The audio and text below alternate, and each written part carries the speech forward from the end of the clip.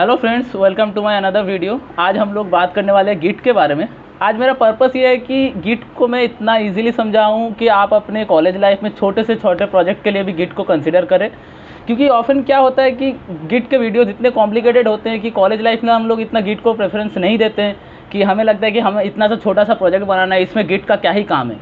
लेकिन गिट आज के दिन गिट और भी ज़्यादा इंपॉर्टेंट हो गया है because of this corona virus का जो सिचुएशन चल रहा है। आप देखिए, जो कोरोना वायरस आने के बाद से कितने सारे कोलैबोरेशन के नए टूल्स बन गए। वीडियो कोलैबोरेशन के स्पेसिफिकली बोल रहा हूँ, जैसे कि गूगल का मीट आ गया, माइक्रोसॉफ्ट का ऑलरेडी स्काइप था, फिर भी उन्होंने टीम्स बना लिया, जैसे जूम वगैरह बहुत कुछ आ गया। लेकिन गिट भी वही सेम तरीके से है, कोलैबोरेशन का एक टूल है। और कॉलेज में हम लोग अभी कॉलेज जा नहीं रहे, तो कॉलेज स्टूडेंट्स गिट को यूज़ कर सकते हैं कोलैबोरेट करने के लिए जब हम लोग प्रोजेक्ट बनाएंगे। तो चलिए दोस्तों, देखते हैं कि गिट को कितने सिंपल तरीके से मैं इस वीडियो में समझा सकता हूं और आप नेक्स्ट प्रोजेक्ट से गिट को यूज़ कर पाते हैं या नहीं।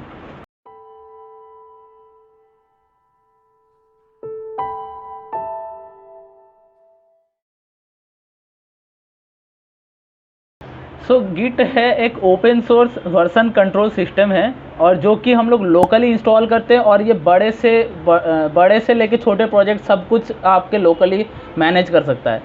और अदर हैंड पे गिटहब है, एक गिट का ही होस्टेड सर्विस है, ऑनलाइन सर्विस है, जैसे कि एक वेबसाइट है।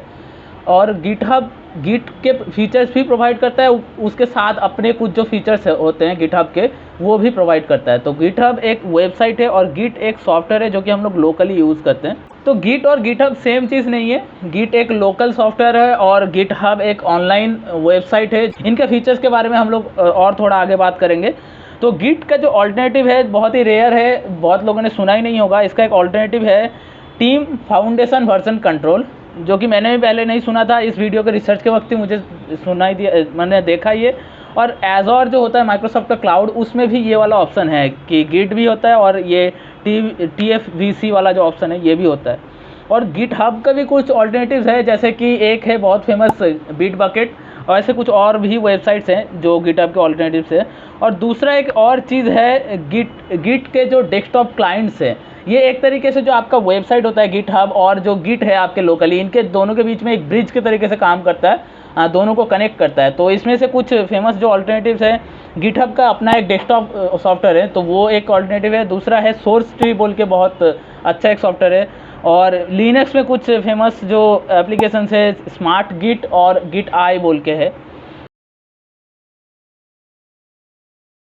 तो अभी गिट और गिटहब को हम लोग क्यों यूज़ करें, तो इसके जो मेन रीजंस है, एक तो आपके जो हिस्ट्री को गिट हमेशा सारे हिस्ट्री को सेव करता है, तो आप कभी भी अपने पुराने हिस्ट्री को जाके देख सकते हो। दूसरा पॉइंट है कि आप कभी भी पुराने हिस्ट्री को देख ही नहीं सकते, आप उसमें जा भी सकते हो। वहाँ से आप अपने मतलब इस एक तरीके से टाइम ट्रैवल ही हो गया कि आप वहाँ पर अपने प्रोजेक्ट को फिर से रिस्टार्ट कर सकते हो, रीसेट कर सकते हो, और वहाँ से अपना आप चाहो तो दूसरे ब्रांच वगैरह भी क्रिएट कर सकते हो। तो वो हम लोग बाद में देखेंगे। लेकिन वो पिछले कमिट्स पे जाना भी एक तरीके से फीचर ही है जो कि नॉर्मली हमारे पास अवेलेबल नहीं होता है। और दूसरा है गिटहब एक तरीके से स्टोरेज है, कि आप प्रोजेक्ट को आप लोकली स्टोर करते हो, तो आप एक तरीके से जैसे गूगल ड्राइव में हम लोग स्टोर करते हैं, वैसा ही है गिटहब एक तरीके से ऑनलाइन एक स्टोरेज है जहाँ पर आप अपने प्रोजेक्ट को सेव कर सकते हो। और एक फीचर है गिटहब का जो कि बहुत इंपॉर्टेंट है, कि कोलैबोरेशन।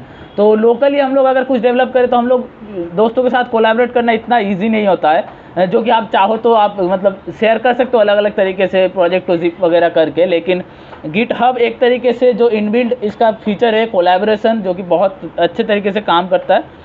और इसके साथ दूसरे बहुत सारे फीचर्स है जो कि स्पेसिफिक है गिट के लिए और गिटहब के लिए, जो हम लोग आगे बात करेंगे। तो इससे पहले मतलब मैं इस टॉपिक्स में ज़्यादा अंदर जाने से पहले मैं एक कॉन्सेप्ट मतलब थोड़ा सिनेरियो आपको समझाना चाहता हूँ। मान लो आपने एक प्रोजेक्ट बनाया, मान लो कोई कोर्स किया आपने, एक प्रोजेक्ट कंप्लीट हुआ, तो आप मेरे साथ भी ऐसा हुआ है कि वो प्रोजेक्ट कंप्लीट होने के बाद हम उसमें कुछ और फीचर अपने तरीके से ऐड करना चाहते हैं। तो हम लोग करते क्या है कि वो जो मेन फोल्डर है प्रोजेक्ट का, उसको एक कॉपी पेस्ट करके एक नया फोल्डर बनाते हैं और उसको कुछ और नाम देके फिर उसमें डेवलपमेंट स्टार्ट करते हैं। तो क्योंकि हमें थोड़ा सा डाउट रहता है कि वो पुराना वाला प्रोजेक्ट काम करना अगर बंद कर दिया, अगर हमने कुछ मेसअप कर दिया, तो ये पुराना वाला कॉपी रहेगा, फिर नए वाले पे काम करते हैं। ऐसे हम लोग कभी कभी 2-3 बार भी कर लेते हैं। तो ये एक सिनेरियो है। और दूसरा है कि कि हम लोग प्रोजेक्ट को डेवलप करने के बाद हमें अगर कुछ कभी ये ऐसे फील होता है कि हमारा कंप्यूटर तो कभी भी क्रैश कर सकता है, या फिर हमें ये प्रोजेक्ट ऑनलाइन रखना है ताकि हम लोग फ्यूचर में कोई और डिवाइस में भी इसको डाउनलोड कर सके, ऐसे हो सकता है। तो हमें कभी कभी करते हैं कि हाँ, ये प्रोजेक्ट का फोल्डर जो है उसका जिप बना के एक गूगल ड्राइव में अपलोड कर दिया, और बाद में कभी ज़रूरत पड़े या फिर दूसरा कंप्यूटर खरीदा हो तो वहाँ पर डाउनलोड करके फिर उसको डेवलपमेंट स्टार्ट कर सकते हैं। तो ऐसे होता है, जो कि इस सारे ये सारे जो सिचुएशंस है, इन सारे सिचुएशन को हम लोग गिट से हैंडल कर सकते हैं बहुत ही एफिशिएंटली। तो जैसे कि हमने अभी कहा कि प्रोजेक्ट को हम लोग जो कॉपी पेस्ट करते हैं अलग अलग वर्जन बनाने के लिए, कि पहले एक स्टेबल वर्जन को रख लिया, उसके बाद फिर से डेवलप करने के लिए एक अलग फोल्डर बनाया कॉपी करके, तो ये एक तरीके से कमिट ही बोल सकते हैं। तो जो पहला गिट का जो फीचर है जो कि है कमिट, तो कमिट एक तरीके से सेव करना ही होता है, सिंपल समझिए आप, सेव करना ही होता है, लोकली सेव करना।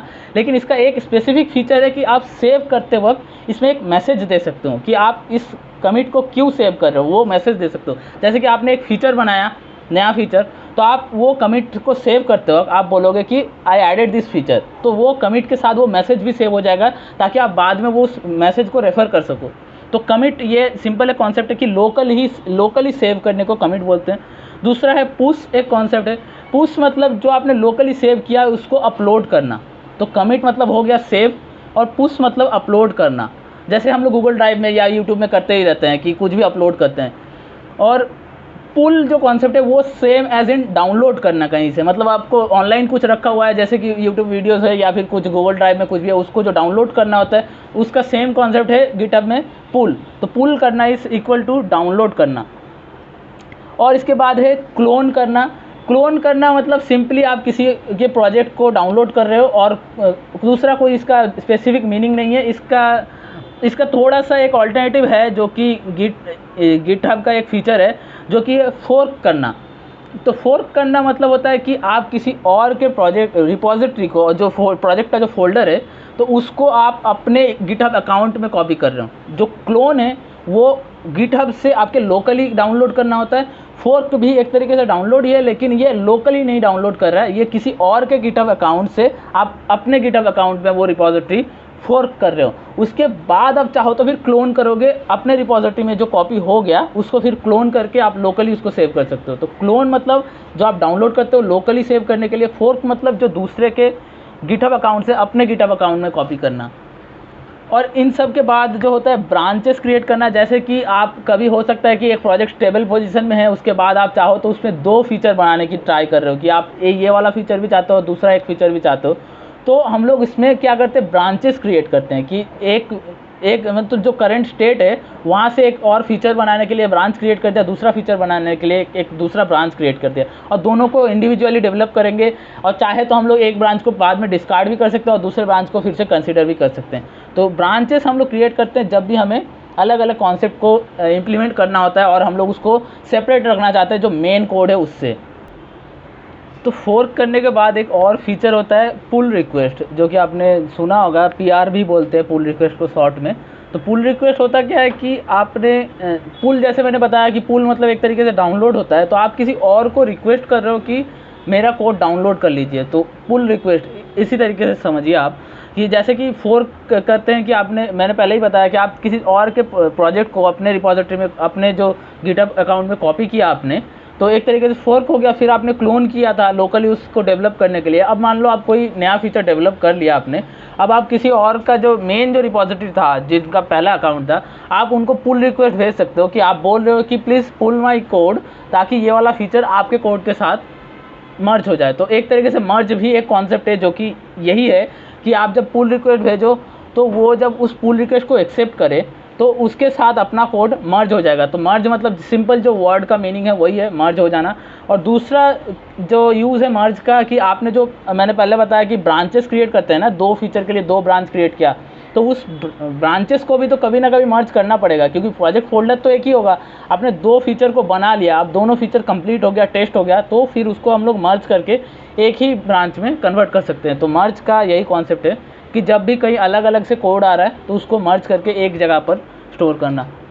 और दूसरा कॉन्सेप्ट है कि रिमोट ऐड करना। मतलब जो हमने पहले बताया था कि आपने किसी और का प्रोजेक्ट को कॉपी किया, तो आपने जो लोकली सेव किया है प्रोजेक्ट जहाँ पर आप डेवलप कर रहे हो, उसके साथ आप वो जो मेन प्रोजेक्ट था उसको कनेक्शन रख सकते हो एक रिमोट के तरीके से। तो आप लोकल गिट को बोल रहे हो कि इस प्रोजेक्ट को मैंने यहाँ से डाउनलोड किया हुआ है, तो this is the remote project, और वहाँ पर अगर कोई एक्स्ट्रा अपडेट आए, मान लो वो जो एक्चुअल क्रिएटर है, उस ओनर है उस प्रोजेक्ट का, उन्होंने अपने तरफ से कुछ फीचर डेवलप किया, तो उस फीचर को आप लेटेस्ट वर्जन को अपने पास भी रखना चाहते हो ना, ताकि आपका कोड मिसमैच ना हो। तो आप ओकेशनली क्या करोगे, उस रिमोट से कोड को डाउनलोड कर लोगे, पुल कर लोगे, जो कि वो मैंने पहले ही बताया, पुल कर लोगे, ताकि लोकल वाला जो आपका रिपोजिटरी है वो भी अपडेटेड रहे। तो रिमोट मतलब कि आप मल्टीपल रिमोट भी सेट कर सकते हो। अभी के लिए आप एक ही कंसिडर करिए, जो ओनर है उसको आपने रिमोट सेट किया, ताकि आप वहाँ से कोड बाद में डाउनलोड कर सको ओकेशनली जब भी आपको चाहिए होगा। तो इसमें यही मेन जो कॉन्सेप्ट है, यही चाहिए होंगे आपको। और इसके साथ 2 एक्स्ट्रा फाइल्स हैं जो गिट रिपोजिटरी बनाने के बाद ऑटोमेटिकली ऐड हो जाता है रिपोजिटरी में, यूजुअली ऐड हो जाता है, ऑप्शनल है वैसे, लेकिन हम लोग हमेशा यूज़ करते हैं। जैसे एक फ़ाइल है गिट इग्नोर। तो होता क्या है कि गिट तो ऑलवेज सारे चेंजेस को ट्रैक करता है कि जो भी चेंजेस है, लेकिन कभी कभी होता क्या है कि एक प्रोजेक्ट में आपने कोई बड़ा सा लाइब्रेरी या फ्रेमवर्क के कोर्स ऐड किया जो कि इतना इंपॉर्टेंट नहीं है ट्रैक करना, क्योंकि वो लाइब्रेरी कोई और चाहे तो कभी भी डाउनलोड करके ऐड कर सकता है, वो आपके चेंजेस के पार्ट नहीं है। तो गिट इग्नोर एक फ़ाइल है जहाँ पर हम लोग मेंशन करते हैं कि ये वाले चेंजेस को आप डिस्कार्ड कर दो। जैसे कि एक बहुत फेमस है कि मीम है कि Node.js ऐड करने के बाद, जो मीम मैं यहाँ ऐड कर दूंगा, तो Node.js ऐड करने के बाद प्रोजेक्ट में बहुत सारे चेंजेस आ जाते हैं, एक अचानक से मतलब 5000 चेंज आ गए। जैसे क्योंकि Node.js बहुत बड़ा है, जैसे उसमें 500-700 MB का मतलब फाइल्स वगैरह होते हैं, तो गिट अचानक से वो ऐड करने के बाद गिट बोलता क्या है कि आपके प्रोजेक्ट में 5000 चेंज हो गया, कि आप इसको कमिट कर दो आप। लेकिन हम लोग क्या करते हैं, उसके बाद गिट इग्नोर में जाके गिट को बोलते हैं कि ये वाले फोल्डर Node.js वाला जो फोल्डर है इसको इग्नोर कर दो, ये प्रोजेक्ट के चेंजेस में से नहीं है। तो गिट इग्नोर एक फ़ाइल हो गया। और दूसरा एक फ़ाइल है रीडमी फ़ाइल, जो कि आपने कभी देखा होगा, कभी आप सॉफ्टवेयर कोई डाउनलोड करो, उस प्रोजेक्ट को उसको एक्सट्रैक्ट करो, तो उसमें एक readme.md बोल के फ़ाइल होता है, जो कि MD स्टैंड्स फॉर मार्कडाउन। तो एक थोड़ा सा सिंटैक्स है मार्कडाउन का, वो हम लोग देखेंगे बाद में। तो readmd फाइल में क्या होता है कि इसमें हम लोग प्रोजेक्ट के बारे में बताते हैं, ताकि जिसने ये प्रोजेक्ट को फोर्क किया या फिर क्लोन किया उसको हेल्प हो कि इस प्रोजेक्ट को कैसे रन करना है या कैसे सेटअप करना है। वो सारे इंस्ट्रक्शंस हम लोग यूजुअली रीडमी फाइल में देते हैं। तो मेन यही कॉन्सेप्ट्स हैं जो मैंने ऑलरेडी सारे आपको एक्सप्लेन कर दिया। इसमें से कोई भी फीचर का आपको कोई डाउट हो तो आप कमेंट करके बता सकते हैं, मैं और इसको क्लियर करने की कोशिश करूँगा। और नेक्स्ट वीडियो में हम लोग एक्चुअली देखेंगे सोर्स ट्री में, और सोर्स ट्री गिट और गिटहब को यूज़ करके कि ये सारे फीचर्स को हम लोग एक छोटा सा प्रोजेक्ट सेटअप करके उसमें कैसे यूज़ कर सकते हैं और कैसे इसको इम्प्लीमेंट कर सकते हैं। तो आप चैनल को मेक श्योर आप सब्सक्राइब कर लो, ताकि नेक्स्ट वीडियो आपको मिल जाए जल्दी। और आपका कोई कमेंट हो जो कि आप चाहो कि मैं आपको वीडियो बना के दूँ, कोई भी डाउट हो तो उसको भी आप मेक श्योर आप कमेंट करो और चैनल को सब्सक्राइब करो, और please like the video and share it with your friends. That's it for now, see you in the next video.